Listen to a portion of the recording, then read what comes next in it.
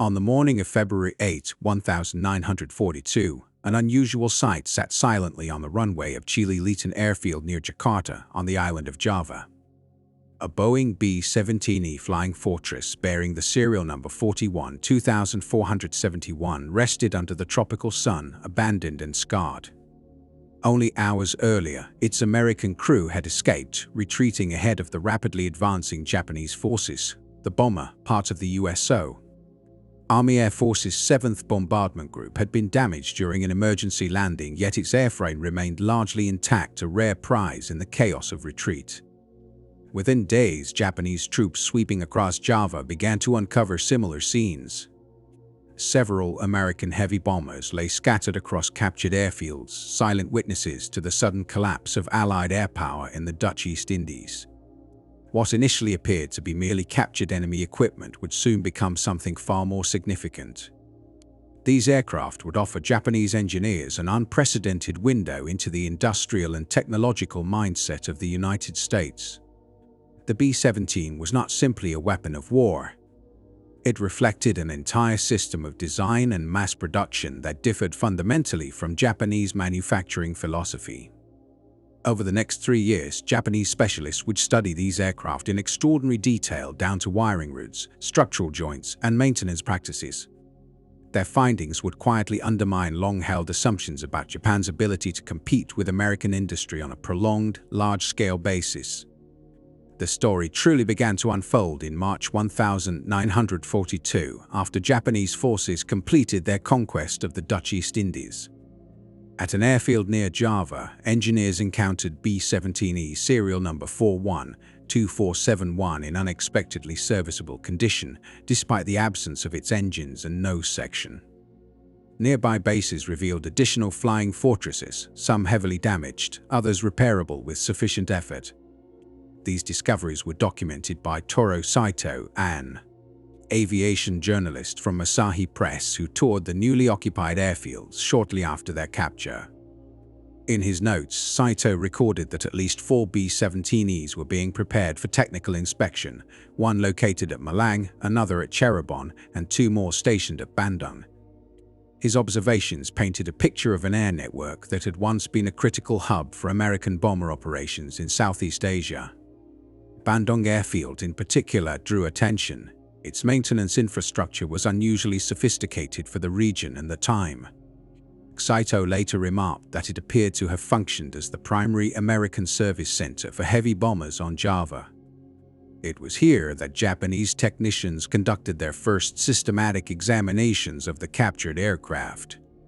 These initial studies were carried out by specialists from the Giken, formerly known as the Koku Gijutsu Kenkyujo, or Air Technical Research Institute. Stationed at Tachikawa Airfield near Tokyo, the Giken represented the highest level of Japan's aeronautical expertise, employing the nation's most accomplished engineers and aircraft designers. Once Tokyo was informed that multiple B-17 seconds had been captured in recoverable condition, technical teams were dispatched to Java without delay. Preparing the bombers for serious evaluation proved to be a formidable challenge. The B-17E was the most advanced American heavy bomber deployed in the Pacific at that stage of the war, incorporating systems far more complex than anything commonly used in Japanese aircraft. Its electrical networks, hydraulic controls, and engine installations followed design principles unfamiliar to Japanese engineers. To overcome these obstacles, parts were salvaged from several damaged airframes and combined to reconstruct complete aircraft. Captured Allied ground crew and mechanics now working under Japanese supervision were forced to assist in the process. Progress was slow and methodical, stretching over several months as engineers decoded American maintenance manuals, translated technical documentation, and gradually absorbed foreign engineering concepts. By the end of 1942, their efforts bore fruit. 2 B-17Es recovered from Java were returned to flying condition. Meanwhile, a third aircraft, a B-17D captured earlier at Clark Field in the Philippines, had already been flown to Japan. With these successes, Japanese command approved the transfer of the restored Java bombers to the home islands. Their destination was Japan itself, where they would undergo exhaustive testing and analysis. What began as abandoned wrecks on distant tropical runways had become instruments of revelation. Machines that quietly exposed the vast scale, efficiency, and resilience of American wartime production. The operation to relocate the captured American bombers demanded planning of unusual complexity. The intended flight path would carry the aircraft from Southeast Asia, passing near Singapore and then continuing north toward the Japanese home islands. This meant traversing thousands of miles of airspace above regions that had only recently fallen under Japanese control. The danger was not limited to enemy action. Japanese air defense units themselves posed a risk. Without careful coordination, friendly forces might mistake the unfamiliar aircraft for hostile intruders. To avoid such disasters, highly detailed navigation and identification plans were drawn up. Fighter aircraft were assigned to escort the bombers along critical portions of the journey, while a Nakajima L-2D transport aircraft, Japan's licensed production version of the American Douglas DC-3, was designated to accompany the formation as a command and support aircraft. Every anti-aircraft and air defense unit stationed along the route was informed well in advance, ensuring that no one would open fire on the unusual flight. By late spring or early summer of 1943, the effort succeeded. Two B-17E bombers completed the long journey and landed safely at Tachikawa Airfield near Tokyo. There, they joined a third B-17 variant that had previously been flown in from the Philippines. For the first time, Japanese engineers had access to 3 intact examples of America's most important heavy bomber, all available for close technical inspection. Responsibility for evaluating these aircraft was given to Major Kazuyuki Saito of the Imperial Japanese Army Air Force. Sai, too, was not merely an officer. He was an accomplished aeronautical engineer with broad experience in aircraft development, structural analysis, and flight testing. Recognizing the importance of the opportunity, he assembled a multidisciplinary team to perform a systematic and exhaustive study. Among the group were Lieutenants Shiyama and Kurusu, Engineer Ohara, and Army Assistant Engineer Shimamura, each bringing specialized technical expertise. Flight testing duties were assigned to Major Uno and Captain Yagi, both experienced pilots. Detailed analysis of the engines and propulsion systems fell to Army Engineer Kaneo, whose task was to uncover the secrets behind American engine reliability and performance. The mission given to the team left no room for ambiguity. Every feature of the bomber was to be recorded in detail: its structure, materials, systems, and operational characteristics. This task was made easier by the fact that Japanese forces had also captured complete technical manuals for the aircraft. With both physical examples and official documentation available, the investigators could examine the bomber without relying on guesswork or assumption. No system was exempt from scrutiny, no component too minor to be ignored. The evaluation began with the airframe itself. Engineers carefully dismantled sections of the structure, recording how the aircraft was assembled piece by piece. Rivet spacing was measured, skin panels were gauged for thickness, and internal structural members were catalogued and compared across all 3 aircraft. What emerged from this process was both unexpected and unsettling. Across the different bombers, the construction showed extraordinary uniformity. Rivet holes lined up perfectly from one aircraft to another. Structural parts matched so closely that they appeared interchangeable. Sheet metal panels displayed identical forming characteristics regardless of which aircraft they came from. This level of consistency was not the result of individual workers skillfully adjusting parts during assembly.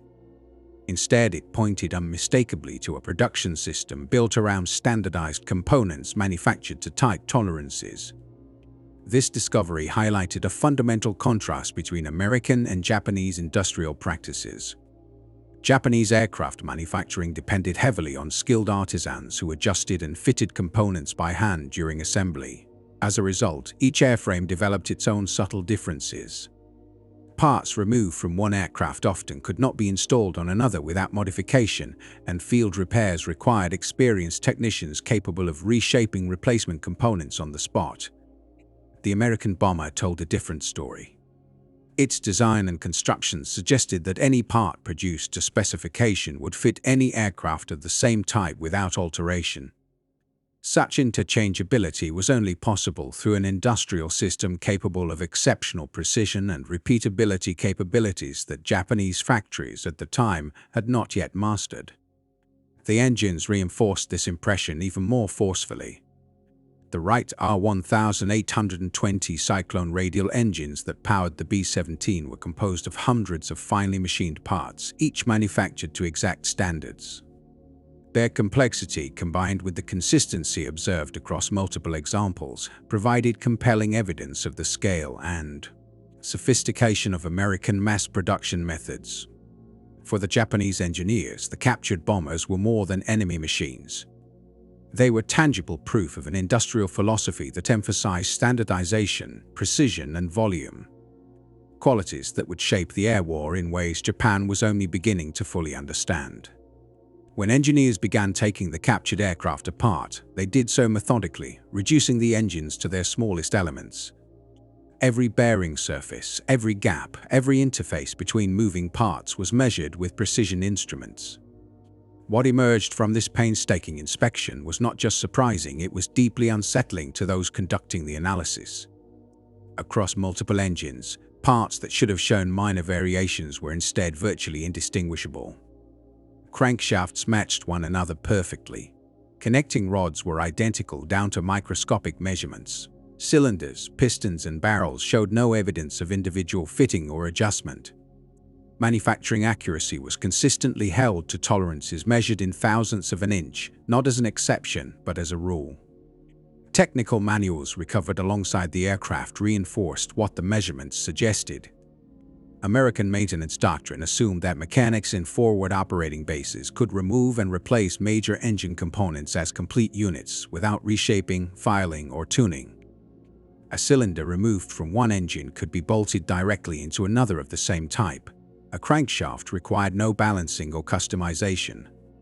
Parts were not merely similar, they were deliberately interchangeable. This approach stood in sharp contrast to Japanese aircraft manufacturing practices of the time. Japanese engines depended heavily on skilled craftsmanship during assembly. Individual components were often hand-matched to achieve correct clearances. Experienced technicians were essential, both in factories and in the field, to adjust parts so that engines would operate properly. Maintenance demanded deep mechanical intuition and extensive training. The American system pursued a fundamentally different philosophy. Instead of relying on expert labor at every stage, precision was embedded directly into the production process. The burden of skill was shifted from the mechanic to the factory, allowing relatively ordinary personnel to perform complex maintenance tasks under combat conditions. This same logic appeared throughout the aircraft's hydraulic systems. Japanese investigators carefully examined actuators, valves, pressure controls, and fluid lines. They found uniformity everywhere. Thread types were standardized, couplings were identical across the entire system. Any hydraulic component could be disconnected and replaced with another of the same type without modification or recalibration. The electrical systems revealed an even higher degree of industrial standardization. Rather than soldered connections shaped by hand, all wiring terminated in machine-crimped fittings. Wire gauges followed strict, consistent specifications. Switches, circuit breakers, and instruments appeared to be self-contained modules, designed to be removed and replaced quickly rather than repaired in place. Japanese electrical systems typically relied on highly trained specialists. Electricians capable of soldering joints, adjusting contacts, and diagnosing intricate wiring faults. By contrast, this aircraft's electrical architecture assumed only basic mechanical training. Entire assemblies could be swapped out using simple tools, reducing downtime and minimizing reliance on scarce expertise. The crew oxygen system followed the same industrial logic. Precision flow regulators controlled oxygen delivery to each crew station. In Japanese designs, such regulators would normally be assembled and calibrated by specialists with years of experience. Yet the regulators examined here carried manufacturer markings from companies better known for producing automobile components, firms with no previous background in aviation. This realization carried enormous strategic weight. It demonstrated that American industry was not only advanced, but extraordinarily adaptable. civilian manufacturers could be redirected to produce sophisticated aircraft systems simply by applying their existing mass production capabilities to new specifications. Weapons systems told a similar story. Bomb release mechanisms on Japanese aircraft typically required careful adjustment by armament experts to ensure reliable operation. In this aircraft, the bomb shackles were self-regulating mechanical devices. They required no calibration and functioned consistently regardless of minor variations in load. The defensive armament made a particularly strong impression on Japanese fighter pilots who participated in mock intercepts against the captured bombers. The aircraft was armed with 13 heavy machine guns arranged to provide overlapping coverage from nearly every conceivable attack direction. Together, they created defensive fire zones that were extremely difficult to penetrate. Each weapon was capable of sustained fire at roughly 600 rounds per minute. Ironically, when engineers examined the guns themselves, they found them to be relatively crude by Japanese standards. The components were produced with looser tolerances than those typically used in Japanese aircraft weapons. From a traditional engineering perspective, the construction appeared rough and inelegant, yet despite this apparent lack of refinement, the guns performed with remarkable reliability. They continued firing under conditions that would have caused more finely crafted weapons to malfunction. The American approach favored durability and functional margin over delicate precision. In the end, the lesson was unmistakable. Reliability was achieved not through meticulous hand craftsmanship, but through robust design, industrial scale, and a manufacturing system capable of producing vast numbers of interchangeable parts. It was not just an aircraft that had been captured. It was a revelation of an entirely different way of waging industrial war. American aircraft weapons reflected a fundamentally different philosophy of war production. Their machine guns were engineered for durability rather than delicacy. With minimal instruction and a handful of basic tools, almost any trained armorer could keep them operational in the field. Japanese aircraft guns, by contrast, were finely tuned precision devices that demanded expert hands and careful maintenance. Where Japanese systems favored refinement, American designers prioritized reliability under stress, ensuring that their weapons continued to function even when conditions were far from ideal. By the fall of 1943, 3 captured Boeing B-17 bombers, referred to in Japanese documents as B-7, had been restored to flying condition. All 3 were operating regularly from Fusa Airfield near Tachikawa. Japanese pilots and engineers now had a rare opportunity: direct, repeated exposure to one of America's most important heavy bombers. Through an extensive series of test flights, Japanese crews documented the aircraft's flight performance, handling behavior, and operational procedures. These evaluations were not merely technical exercises. They were intended to uncover weaknesses that could be exploited in combat. The bombers also became training tools, appearing in military instructional films designed to prepare fighter pilots for encounters with American heavy bombers. In these films, Ki-43 and Ki-44 fighters practiced interception and attack runs against the captured B-17 seconds. For visual authenticity, one B-17D was even repainted with U.S. markings. On occasion, the bomber was accompanied by a captured Curtiss P-40 fighter to enhance the realism of the footage. Edited versions of these films were shown in Japanese cinemas as propaganda, portraying Japanese pilots repeatedly defeating American bombers in staged combat scenarios. What audiences never saw was the far more unsettling conclusion reached by the pilots conducting the exercises. Even when attacks were executed successfully, the B-17 proved extraordinarily difficult to destroy. Its heavy defensive armament and robust airframe allowed it to absorb punishment that would have crippled most aircraft. More troubling still was a strategic realization that emerged from these trials. Every bomber that might be shot down could be replaced by American factories at a pace far beyond Japan's ability to replace lost fighter aircraft. This growing awareness was mirrored in Japan's technical and academic publications. In February 1943, Asahi Press released a detailed volume titled Anatomy of the Enemy's Aircraft. The book offered an exhaustive examination of captured Allied aircraft, devoting particular attention to the B-17. Page after page presented photographs of individual components, accompanied by technical diagrams and comprehensive specifications. The publication became mandatory reading for Japanese aircraft designers and engineers. One of its contributors was Mitsubishi engineer Hisanojo Ozawa, best known for his work on the Ki-21 and Ki-67 twin-engine bombers. In the May 1942 issue of Koku Asahi, Asahi's aviation journal, Ozawa published an analysis of the B-17 that was notable for both its candor and its restraint. He pointed out that the B-17E represented an evolution of a design that first took flight in 1935, subtly implying that the aircraft was rooted in concepts already considered obsolete. Other bombers of the same era, such as the Martin B-10 and Handley Page Hayford, had long since disappeared from frontline service. Yet Ozawa conceded a critical point. Continuous improvements had transformed the B-17 into a highly effective modern combat aircraft.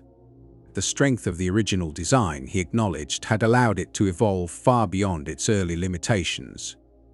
His assessment stopped short of openly stating the bomber's most significant advantage, but the implication was clear.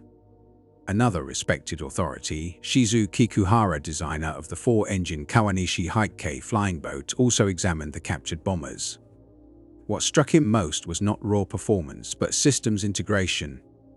He noted that American engineers had refined the bomber's subsystems so thoroughly that cockpit workload was minimized despite the aircraft's immense size.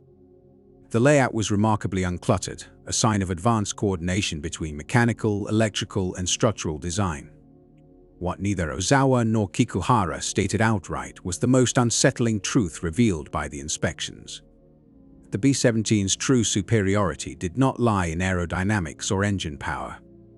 It lay in the industrial ecosystem that produced it. Detailed examination exposed a manufacturing approach far beyond Japan's industrial capacity. Wing panels were not shaped by hand over wooden molds, but stamped from metal dies using massive hydraulic presses. Creating these dies required enormous upfront investment, but once completed, they allowed factories to produce hundreds of identical panels each day. Control surfaces showed the same uniformity. Ailerons, elevators, and rudders were clearly formed from master tooling rather than crafted individually. Even the main wing spars, among the most critical load-bearing components of the aircraft, were machined using automated processes. The bomber was, in effect, a product of industrial scale and precision. American factories could reproduce it endlessly, with consistent quality and speed. The final lesson drawn from the captured B-17 seconds was stark. The aircraft was not unbeatable because it was perfect.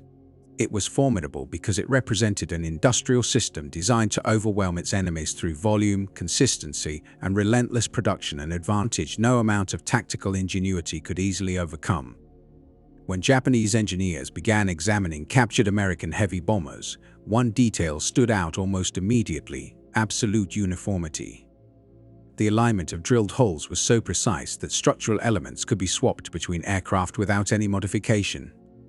A wing rib removed from one bomber could be installed seamlessly into another aircraft of the same type, something unheard of in Japanese aviation practice at the time.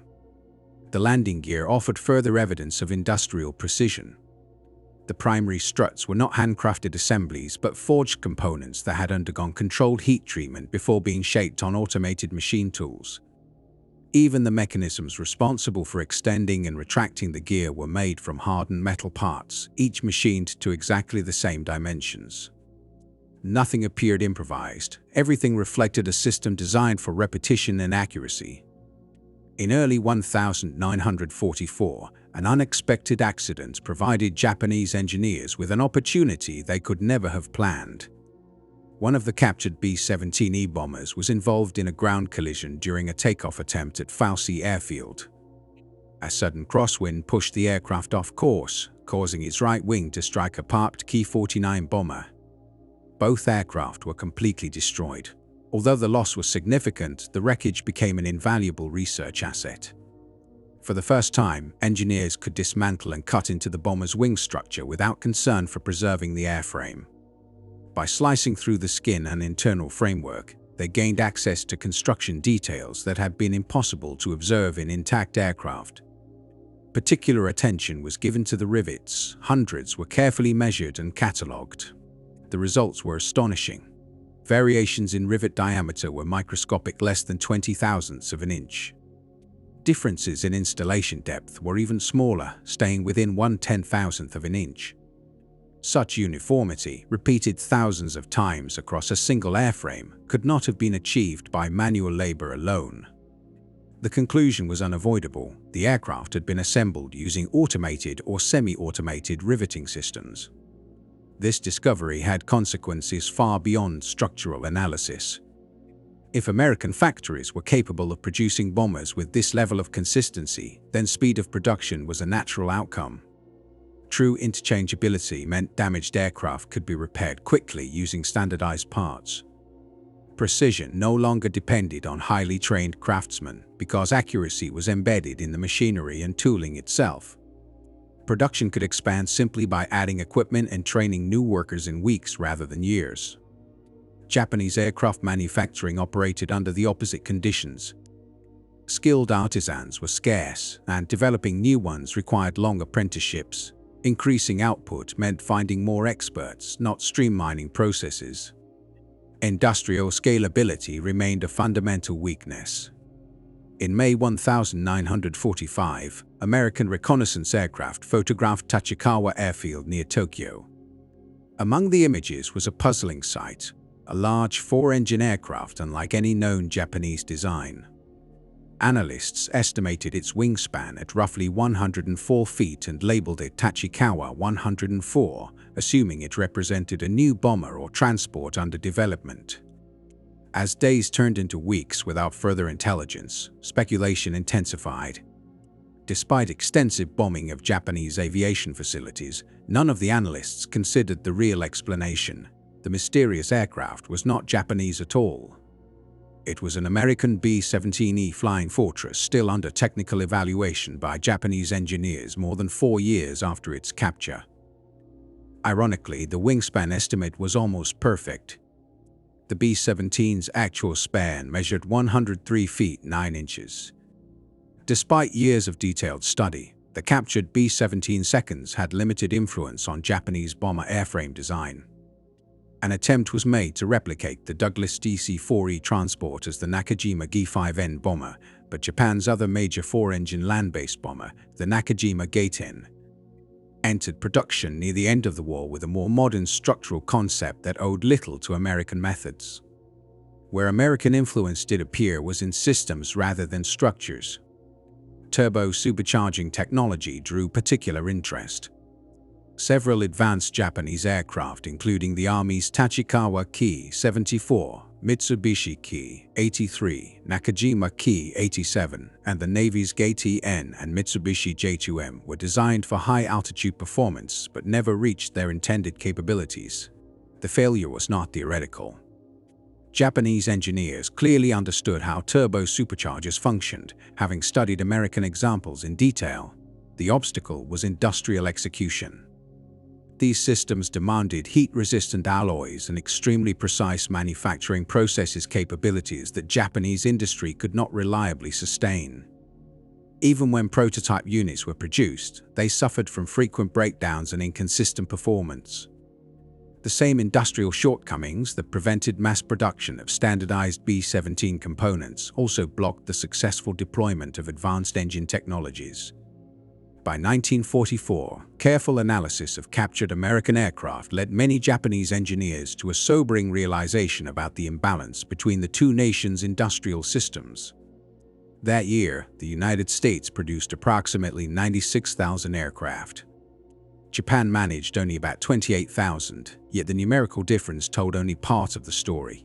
American aircraft were built from vast numbers of precisely manufactured interchangeable components. They could be serviced by mechanics with basic training, repaired quickly in the field, and returned to combat with minimal delay. Japanese aircraft, by contrast, remained essentially handcrafted machines. Maintenance required highly skilled technicians, non-standard parts, and constant fine-tuning simply to keep them operational. Each American aircraft therefore represented greater effective combat power, not because it was superior in isolation, but because it could stay in the air longer with fewer resources. The industrial philosophy behind this advantage was clearly visible in the B-17 itself. By the time production ended in April 1945, Boeing's Plant 2 in Seattle alone had built 6,981 Flying Fortresses, each one a product of a manufacturing system that transformed industrial precision into air power. At the height of its wartime output, the American aviation industry demonstrated a level of industrial efficiency that astonished even its adversaries. In some factories, as many as 16 fully assembled B-17 Flying Fortress bombers were completed and dispatched every single day. This was not an isolated achievement, but part of a vast coordinated manufacturing system spread across multiple companies and locations. Between mid-1942 and the summer of 1945, Douglas Aircraft's facility in Long Beach alone produced roughly 3,000 B-17 bombers. During roughly the same period, Lockheed's Vega plant in Burbank added approximately 2,750 aircraft to the total. When combined with Boeing's own output, overall production of the B-17 reached an extraordinary figure: 12,731 heavy bombers built by 3 manufacturers in just a few years. Japanese engineers who gained access to captured B-17 seconds during 1943 and 1944 were never provided with official American production data.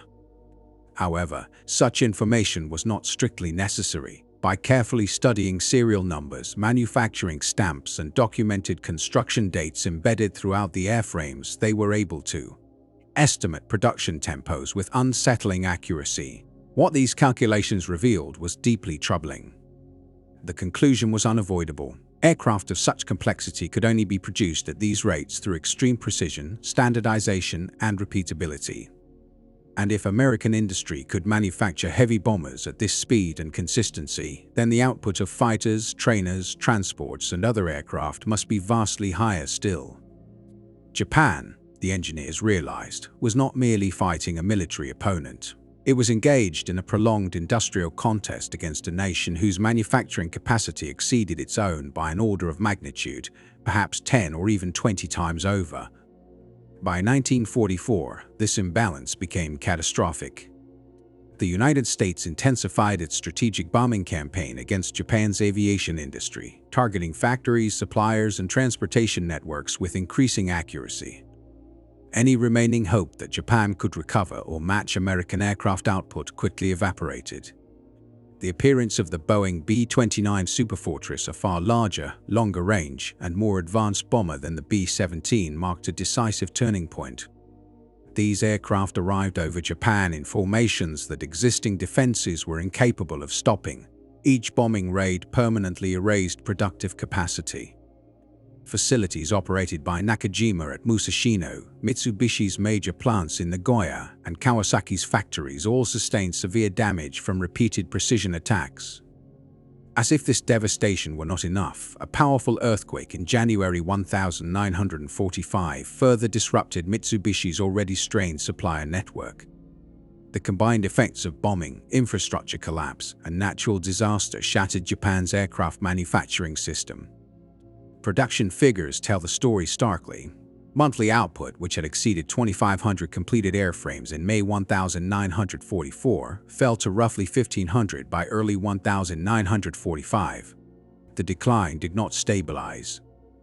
It accelerated through the final months of the war, with shortages of materials, skilled labor, and functioning machinery compounding one another. Following Japan's surrender in August 1945, the United States Strategic Bombing Survey undertook a detailed investigation of Japanese wartime industry. Teams of American engineers and analysts traveled throughout the country, inspecting aircraft plants, interviewing personnel, and documenting manufacturing practices in meticulous detail. Their findings confirmed what some Japanese engineers had already understood years earlier through their study of captured American bombers. Japanese aircraft production depended heavily on skilled artisans performing manual work. True standardization was limited, and fully interchangeable parts were often more theoretical than practical. While subcontractors supplied components, inconsistencies in dimensions and quality were widespread. At Mitsubishi's facilities in Nagoya, American observers noted craftsmen manually shaping aluminum panels, tasks that would have been performed by large stamping presses in USO factories. Riveting was often done by hand, where American plants relied on automated systems. Components were frequently adjusted and fitted individually rather than assembled from precisely manufactured, interchangeable parts. The survey's conclusion was blunt. Japanese aircraft factories had been designed to produce aircraft by the hundreds. American factories, by contrast, had been engineered to produce them by the hundreds of thousands. No degree of dedication, talent, or sacrifice could overcome that structural difference in industrial organization. The captured B-17 seconds studied at Tachikawa between 1943 and 1945 did not survive the war. They were destroyed either by Allied bombing or deliberately by Japanese authorities during the final collapse. Yet the knowledge extracted from those aircraft endured not in reports or blueprints but in the minds of the engineers who had examined them. In the decades after the war, those lessons became foundational. Engineers who had once studied American bombers and manufacturing techniques applied those insights to Japan's reconstruction. They recognized that achieving parity with American industry required more than imitating finished products. It demanded a complete transformation of production systems themselves. That transformation unfolded gradually over roughly 20 years. Factories that had once depended on individual craftsmanship reorganized around precision machinery, standardized tooling, and automated processes. Industries that had prized personal skill above all else began to prioritize systemic efficiency and process control. Manufacturing operations evolved from loosely connected groups of skilled workers into tightly integrated production systems. By the mid-1960s, Japanese factories were producing automobiles and electronics using automation levels comparable to those found in American plants. By the 1970s, Japanese manufacturers went further still, refining mass production into new systems such as Toyota's just-in-time methodology approaches that surpassed earlier American models in flexibility, quality control, and efficiency. Craftsmanship did not disappear from Japanese industry, its role changed. Skilled workers increasingly focused on designing tools, machinery, and production workflows rather than shaping individual products by hand. Precision, once derived from human skill alone, became embedded in equipment and processes. Companies such as Toyota, Sony, and Honda rose to global prominence by combining meticulous attention to detail with systematic, scalable production methods inspired in part by American wartime industry. The reputation for quality that Japanese products later achieved was not the result of individual heroics on the factory floor, but of production systems engineered to produce quality consistently. Ironically, by the 1980s, the flow of industrial knowledge had reversed. Facing intense competition from Japanese imports, American engineers began touring Japanese factories to study efficiency techniques, many of which traced their intellectual roots back to lessons first learned from captured American bombers decades earlier.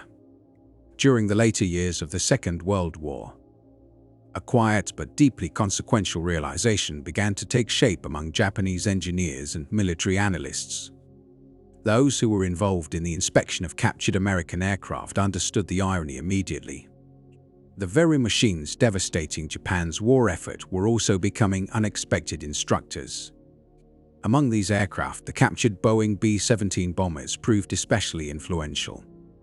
Detailed investigations of seized B-17 seconds were conducted with extraordinary care, and the findings were eventually incorporated into engineering curricula across Japan. What began as wartime intelligence gathering evolved into a foundational lesson in industrial engineering. These examinations demonstrated that studying an adversary's technology could expose far more than surface-level design choices. It could uncover the hidden logic of an entire production system. Japanese engineers discovered that true industrial strength was not rooted merely in what was built, but in how it was built. The American approach revealed that success in modern warfare depended less on artisanal excellence and more on organizational efficiency. The B-17 second showed that victory came not from crafting the finest individual aircraft, but from producing reliable machines in enormous quantities. Precision did not rely on master craftsmen alone. Instead, it emerged from standardized processes that allowed relatively less specialized workers to assemble complex components rapidly and consistently. These insights gained through meticulous measurement of rivets, joints, tooling marks, and assembly methods during 1943 and 1944 reshaped Japanese thinking about manufacturing. The engineers who participated in these studies later became central figures in Japan's post-war industrial reconstruction. They carried with them a crucial understanding. Modern industry favors systems over individual skill, processes over artistry, and organization over improvisation.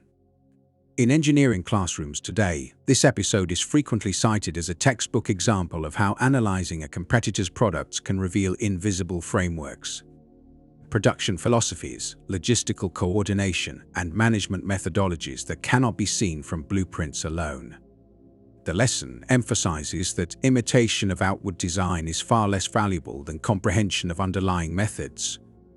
Ultimately, it is production principles, not product aesthetics, that decide the outcome of industrial competition.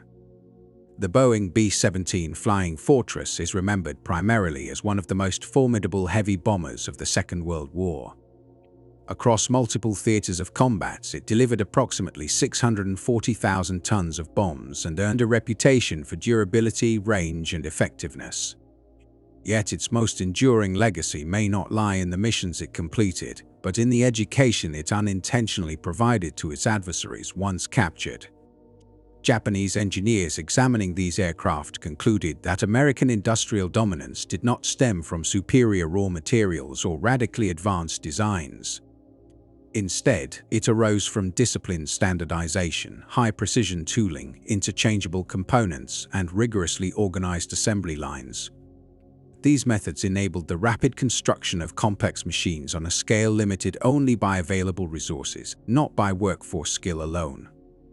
Although the captured B-17 seconds studied at Tachikawa were eventually destroyed and have been gone for more than 7 decades, their influence endures. The insights drawn from their examination became a cornerstone of Japan's transformation from craft-based manufacturing to systematic mass production. This shift marked the ultimate triumph of the principles embodied in those aircraft principles that would later define global manufacturing standards. Manufacturers around the world came to understand that high quality and mass production were not contradictory goals. When supported by well-designed systems, they could coexist and even reinforce one another. The story began in February 1942 on a muddy airstrip in Java, where a damaged B-17E awaited capture by advancing Japanese forces. It concluded many years later in a very different world, with Japan and the United States collaborating as leaders in manufacturing innovation. Through the careful study of those bombers, Japanese engineers recognized not only that defeat in the war was unavoidable, but also the deeper reasons behind it.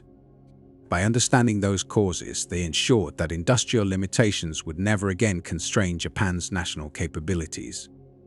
In this way, the Boeing B-17 Flying Fortress became an unintentional teacher to its enemies, and the lesson it imparted was learned thoroughly.